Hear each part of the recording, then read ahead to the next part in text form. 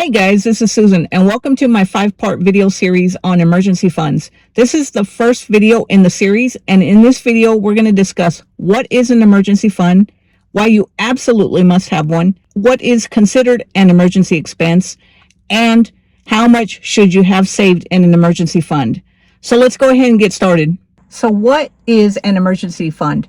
An emergency fund is basically just having funds set aside so that you can cover those unexpected expenses that happen in life. So for instance, let's just say that your car breaks down and you have to have it towed to the shop and have it repaired because it's your only vehicle and you need it to commute back and forth to work. Or maybe you have an unexpected medical or dental issue where the insurance won't cover all of it and you need some money to fund that. Or maybe your toilet overflows and you have to call a plumber. An emergency fund will allow you to pay for those unexpected expenses without having to borrow money from friends and family, take out a small loan, or having to put it on your credit card, which will cost you a lot more than the actual expense itself. Now, a emergency fund is different than a traditional savings account, also known as a sinking fund.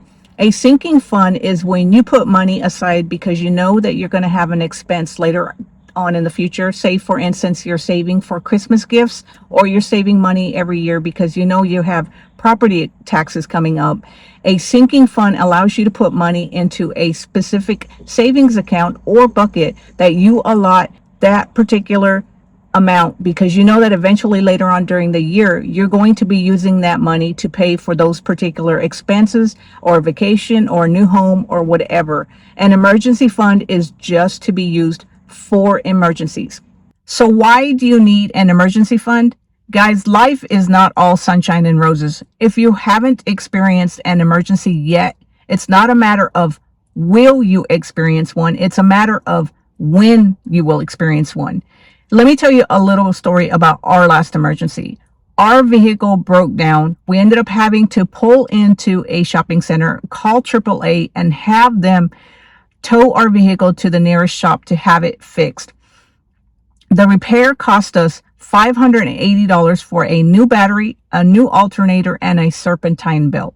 Luckily, we have a emergency fund that was able to cover all that and give us peace of mind knowing that we didn't have to charge it on a credit card. If you don't have an emergency fund, you're going to have to borrow money from somebody that you know, friends or family, or charge it on your credit card, or take out a small loan in order to pay for your next emergency that's coming eventually. An emergency fund is like having your own personal insurance plan, meaning that it's going to allow you to pay for those unexpected expenses, and knowing that you have the money to be able to pay for something without having to worry about it will help you sleep better at night and will relieve a bunch of stress over finances when the time does come that you have your first emergency.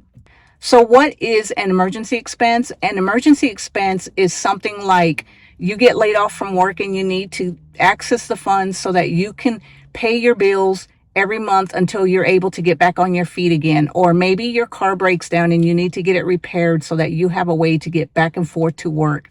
That is considered an emergency. An emergency fund should never be touched for everyday expenses, or if you want to buy NFL tickets because your team's coming to your town and it's a once in a lifetime experience.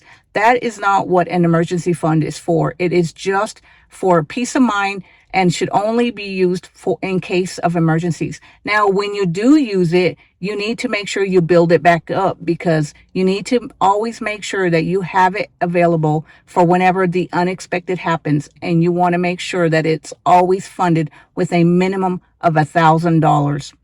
Also, guys, make sure that you take into consideration any life situation changes. If you're saving 3 months of your emergency fund today, there's no guarantee that 4 years from now or even a year from now that your life situation won't change. You might move to a higher cost of living area, or you might get a pay raise and you might have to buy a new vehicle, or you're going to have other unexpected expenses later on than you do today. Make sure that your emergency fund takes those new expenses into consideration and will be able to cover your higher cost of living expenses if your expenses increase. So make sure you're constantly looking at your emergency fund every year or two to make sure that it can cover your expenses. So how much should you have in your emergency fund?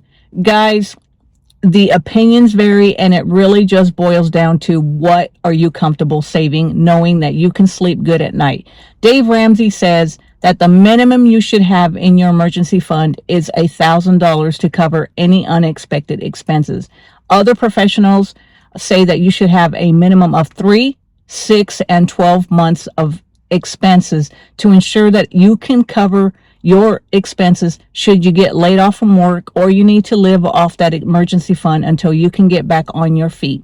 So for instance, let's just say that your expenses are $3,000 a month. This includes your rent, your mortgage, your monthly bills, whatever it is that you pay every month. It costs you $3,000 to be able to pay those bills every month. If you wanted to save 3 months worth of emergency expenses that allows you to sleep good at night, you would need to save $9,000 in your emergency fund. If you wanted to save 6 months, then what you would do is you would take $3,000 times 6, and that would give you a total of $18,000. So guys, all you need to do is you need to figure out how much you pay in your monthly expenses and what you feel comfortable saving in your emergency fund, whether that's 3 months, 6 months, or 12 months, or even more. It's all going to be a personal opinion on what allows you to feel comfortable knowing that if life does throw you a curveball, you have the money saved in an account that will allow you to pay for those unexpected life expenses.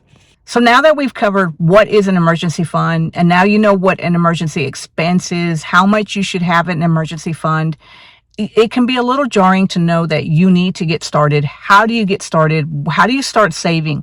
Guys, this was the first video series in this emergency fund series. Make sure you stay tuned because I'm going to share some tips on where to start your emergency fund, give you some tips on how to get started. Remember, guys, Rome wasn't built in one day. You're going to start small, baby steps. If you start saving every month, before you know it, you're going to have an emergency fund to cover those unexpected expenses. So anyway, I hope you enjoyed this video on what an emergency fund is. Make sure you stay tuned for the next video series because I'm going to share with you guys tips on where to put your money for the best bang for your buck. And I'm also going to give you some tips on how to get started saving so that before you know it, you can cover anything that life throws at you. So anyway, I hope you enjoyed this video and you know what to do. Make sure you subscribe to this channel and I will talk to you later. Have a great day, guys. Bye.